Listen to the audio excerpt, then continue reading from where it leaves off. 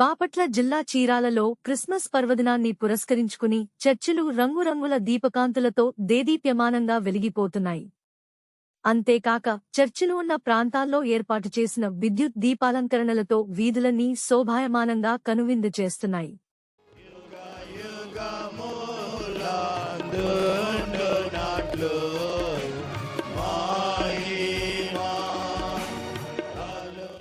చర్చీలన్నీ భక్తులతో కిటకిటలాడాయి.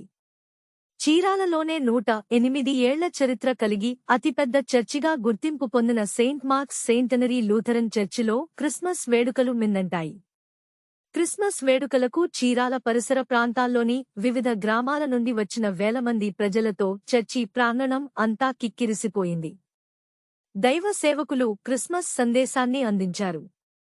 సంఘ కాపరి పాస్టర్ మరియదాసు ప్రత్యేక క్రిస్మస్ ప్రార్థన చేసి కూడి వచ్చిన విశ్వాసులందరికీ క్రీస్తు నామమున ఆశీర్వాదాలు అందించారు. క్రిస్మస్ వేడుకలకు క్రీస్తు జన్మదిన విశేషాలను తెలిపేందుకు ఏర్పాటు చేసిన పశువుల పాక, క్రిస్మస్ చెట్టు ప్రత్యేక ఆకర్షణగా నిలిచాయి.